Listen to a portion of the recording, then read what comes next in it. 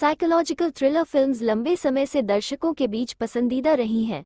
Human minds की गहन खोज का आनंद लेने के लिए यह मनोरंजन का एक बढ़िया साधन है।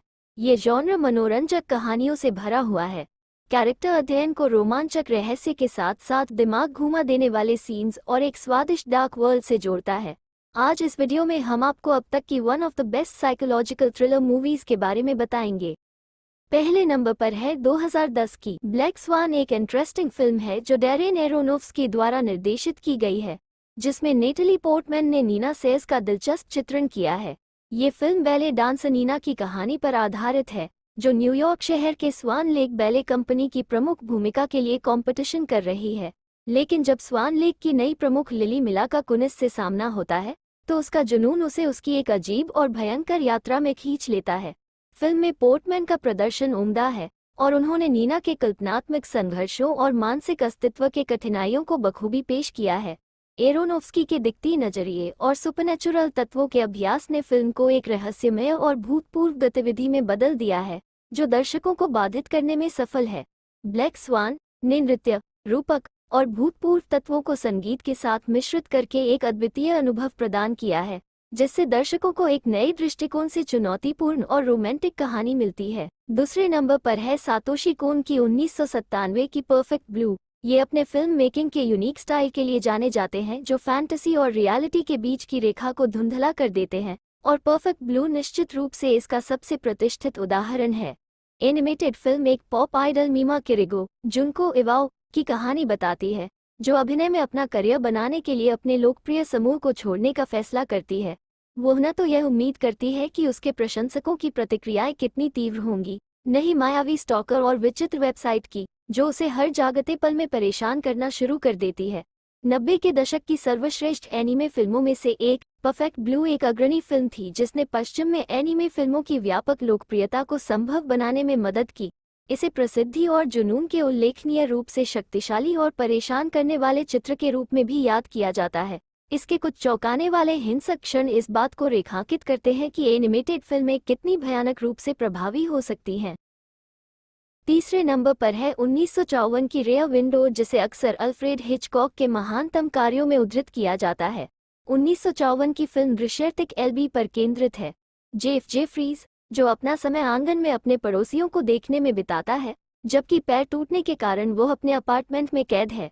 एक दिन उसका टेलीफोटो लेंस और दूरबीन कुछ अनोखी चीज कैद कर लेते हैं, जिससे ये हत्या हो सकती है।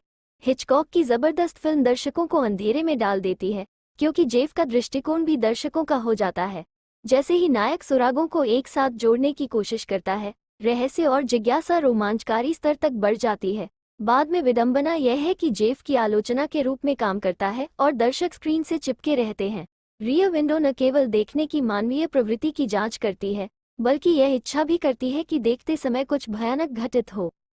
चौथे नंबर पर है 2017 की गेट आउट, जिसमें हास्य अभिनेता और अब के निर्देशक जॉर्डन पील ने अपनी famous feature film debut get out से सभी को मंत्रमुग्ध कर दिया। मनोवैज्ञानिक horror film Chris Washington Daniel Kaluuya नामक एक अश्वेत व्यक्ति पर आधारित है, जो पहली बार अपनी श्वेत प्रेमिका रोज आर्मिटेज एलिसन विलियम्स के परिवार से मिलता है।